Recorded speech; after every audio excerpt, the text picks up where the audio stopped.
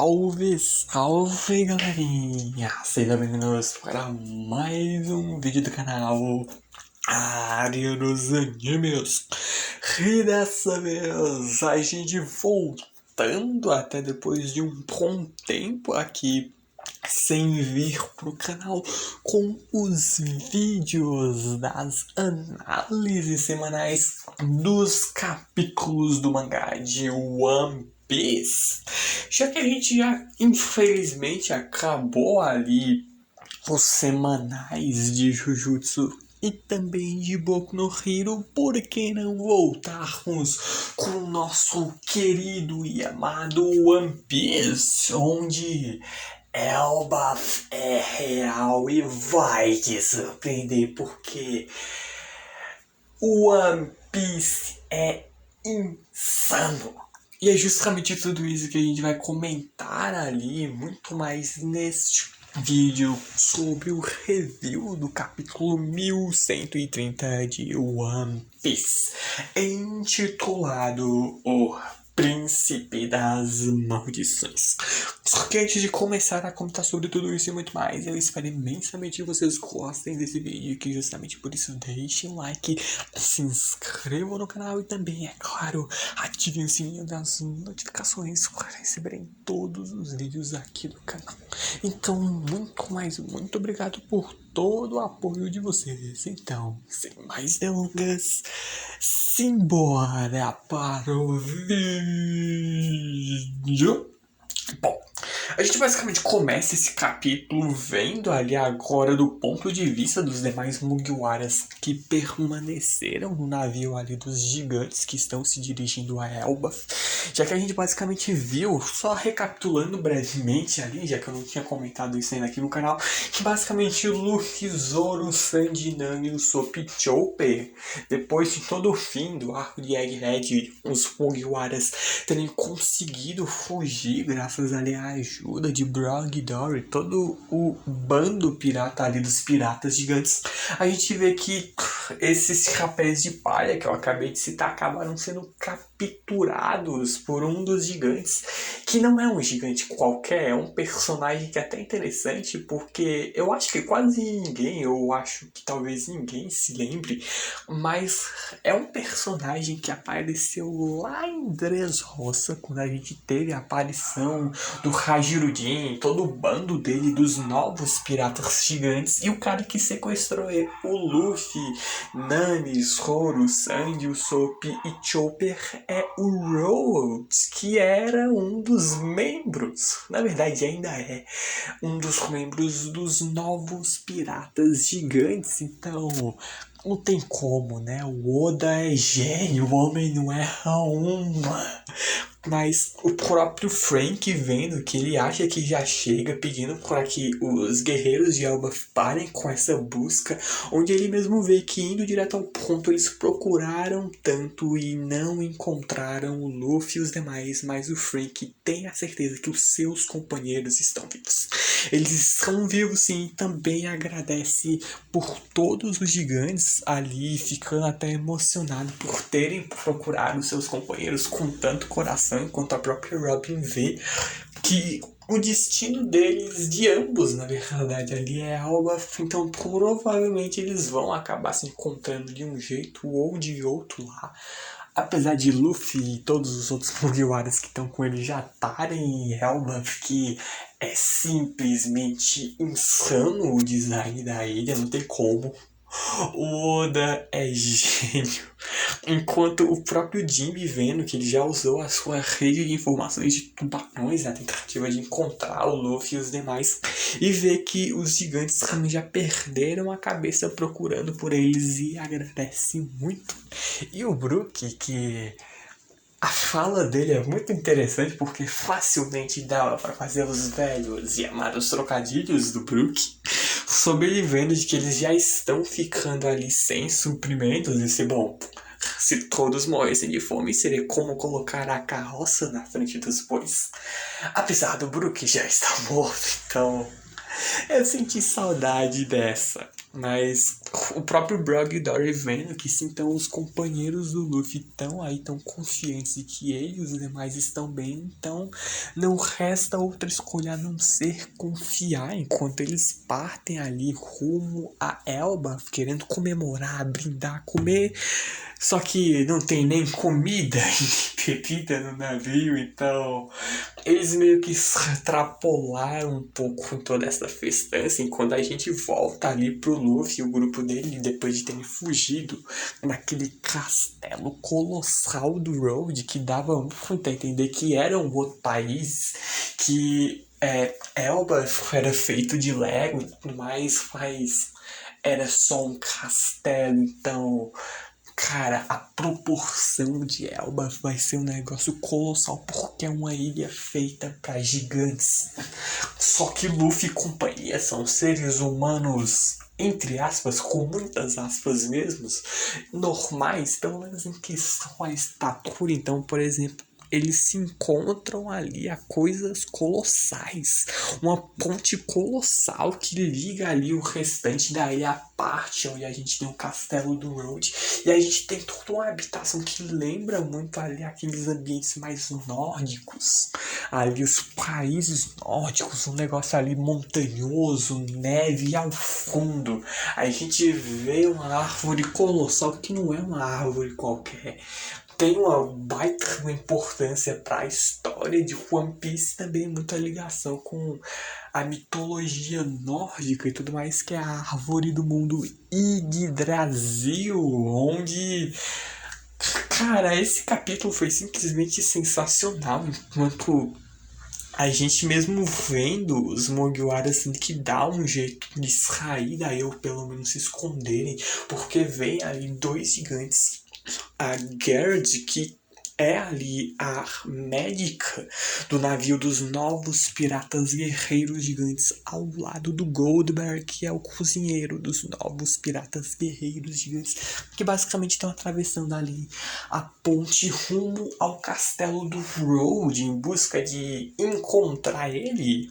Onde, pelo visto, ninguém consegue gostar dele, a própria Gerd tentando entender por que o Hajirudin fez o Road um membro da tripulação dos novos piratas guerreiros gigantes, onde o próprio Goldberg tentando ali argumentar que pelo menos ele é um ótimo timoneiro e tudo mais, mas a Gerd odeia tanto ele que ele é tido como a desgraça de Elbaf mais do que o Loki. De caraca, tipo, o cara tem que ser um verdadeiro filho da mãe para ter tal título, porque do que já foi falado sobre Loki, o cara é um miserável, que é mostrado até também nesse capítulo. Então, realmente o ódio pelo Road é muito grande, enquanto a própria Gerd vem até a coruja dela, a Piper, pedindo ali sobre informações em relação ao corvo do Road, observando se a coruja, a Piper, acabou vendo quando o corvo ali gigante do Road trouxe aqui o navio, que basicamente é um navio dos Chapéus de Palha, né? O Thousand Sun até a ilha, onde eles até tentando saber ali um pouco mais sobre o que é que o Road está planejando, porque eles mesmos veem que invasores devem ser presos, mas o Road enfrenta os seus próprios invasores para prender, então é um cara um tanto quanto único, enquanto a gente mesmo vendo os próprios gigantes depois indo atrás e relatar um dos superiores dele sobre essa questão do Road, enquanto o Luffy e os demais basicamente se escondendo e tal. E o próprio Soap mega empolgado vendo que, pô, vocês escutaram, não é? Eles disseram o nome de Elba, então estamos lá, com certeza, enquanto o Sandy gado, como sempre, observando a belezinha de gigante que é a Gerd, enquanto a Nami tentando manter esses dois malucos quietos, enquanto a própria Nami ouviu eles dizerem sobre invasores, então é melhor eles ficarem um tanto quanto discretos, apesar de É um tanto quanto difícil pedir isso quando se tem o Luffy no grupo, enquanto a gente mesmo vê os dois gigantes ouvindo um barulho, mas não conseguem encontrar ninguém, então simplesmente acabam ali indo embora, enquanto a gente vendo os chapéus de palha na tentativa de atravessar ali a ponte, o próprio Zoro vendo que se eles não se apressarem, os gigantes vão chegar, eles não vão ter pra onde fugir, só que, bom, é uma ponte extremamente gigante. E não bastasse, porque, bom, é uma ponte feita para gigantes, então o espaço ali entre as madeiras, meio que tipo os degraus ou algo desse tipo, os pisos, é muito maior em relação a um ser humano normal. Fora também ser uma ponte suspensa, o que já dá uma certa tensão a mais, tudo mais, enquanto o Luffy ali ele sentindo algo um tanto quanto estranho, ele sentindo algo no corpo dele, uma sensação até estranha e curiosa, onde o próprio Sandy ali dizendo que não vai ali ir atrás do Luffy, então o próprio Zoro pensando que, pô, então eu vou junto, só que não. O Sandy na mesma hora vê, eu não posso deixar esse daqui também, porque ele não pode sair entrando em qualquer floresta por aí, porque senão vai ser dois perdidos para serem procurados. Porque se alguém uma vez disse que ninguém jamais se perdeu em um caminho em linha reta, essa pessoa errou e muito, porque o Zoro existe, então isso já é o suficiente. O único ser que consegue se perder em uma linha reta, enquanto o próprio Luffy tentando ali ir atrás da fonte desse ruído, esse grito de batalha, que também pode ser traduzido, onde ele que escutou isso desde que eles estavam ali dentro do castelo do Road, e acaba que indo sozinho pedindo para que os outros Mugiwaras continuem aí seguindo em frente, apesar de não ser um plano meio ideal, porque o Luffy sozinho num país desconhecido sempre dá bagunça, então. Mas a gente mesmo volta ali pro navio dos gigantes quando a gente começa a ver as manchetes de jornal sempre peculiares e com manchetes, digamos que únicas e muito verdadeiras, né? Óbvio que eu tô sendo completamente irônico em relação a isso, sobre a gente ver ali que a própria Robin observando uma das manchetes, lendo que após o sono de 100 anos, a tripulação dos piratas gigantes desperta.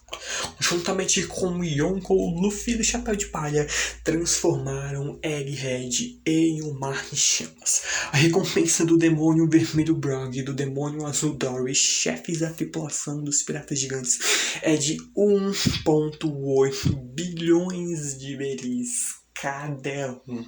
Quando a gente vê um novo cartaz de procurado, procura-se vivo ou morto, tanto do Dory quanto do Brog, quando a gente vê que a recompensa deles aumentou, o que faz até um certo sentido, visto ali a confusão na qual eles se envolveram, apesar de boa parte dessa manchete ser completamente mentirosa, onde a gente mesmo consegue observando que, claro que antigamente os gigantes ali, Brog e Dory, só tinham 100 milhões por cabeça, onde as recompensas de fato dispararam, mas os valores de hoje em dia, segundo a própria Robin, são muito diferentes dos de 100 anos atrás, vendo que esse valor é apropriado para os chefes dos guerreiros de Elbaf. Onde é claro que, por outro lado, o Luffy está sendo culpado pelo assassinato do Vegapunk e, como sempre, estão ali distorcendo as notícias, o que já era meio que esperado do Morgas. Só que tem um ponto muito importante. Se a gente olhar ali com muita atenção nesse cartaz, no braço do Luffy tem uma tatuagem em formato de X. Só que a gente sabe que atualmente tal tatuagem não tem mais no braço do Luffy. Eu falo isso porque em um certo momento da história tal tatuagem existiu. Se a gente voltar lá pra Alabasta, a gente tinha a ameaça do Mr. Chu, nosso querido e amado Bonchan, né, o Bon Clay, que tinha a capacidade de lidar com o nome dele e se transformar em outras pessoas, e os chapéus de palha, para não serem pegos pela técnica dele e tudo mais, acabarem lutando entre si por serem enganados pelo Bon Clay. Eles fizeram uma tatuagem de X no próprio braço para saberem que eles são os verdadeiros chapéus de palha. Só que eles não foram os únicos que tatuaram isso naquele momento. A gente teve uma outra pessoa ao lado deles que a gente lembra muito bem, que é a Vivi. Vivi, que se a gente lembrar muito bem, está atualmente ao lado do Apple, sendo escondida ali nos domínios do Morgans. Então, provavelmente esse X foi uma ótima maneira dela de mandar algum tipo de sinal pro Luffy. Só que é muito conveniente nesse exato momento que eles veem o jornal. Nenhum dos Mugiwaras que estavam lá na época estão aí no navio. Com exceção da Robin, mas ela estava escondida ali no navio na época, quando os Chapéus de Palha partiram de Alabasta.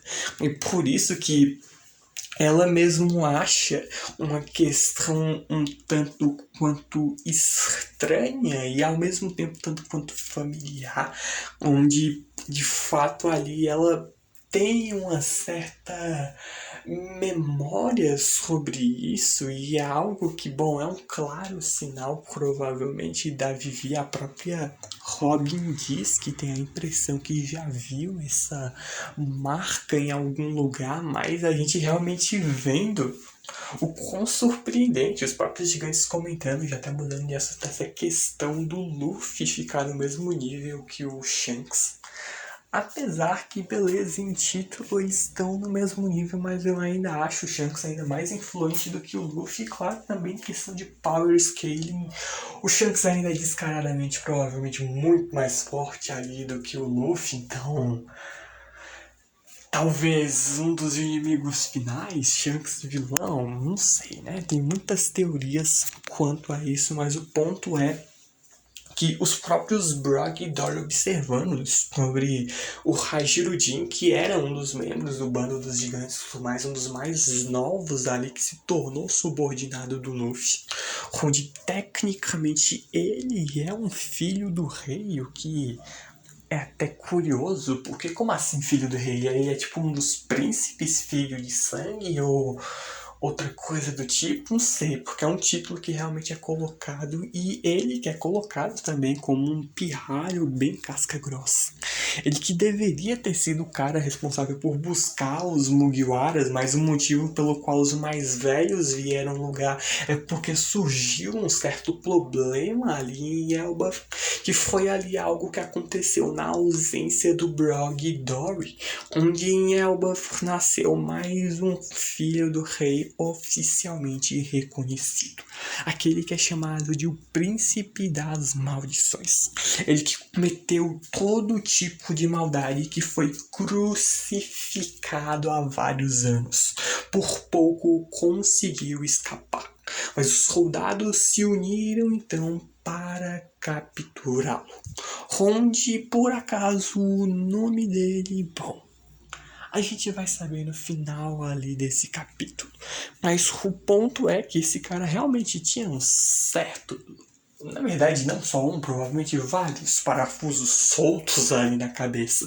O homem que ansiava pela Akuma no Mi lendária, que é passada pela linhagem real de Elbaf, que matou seu próprio pai, o rei Harald, e comeu tal fruta.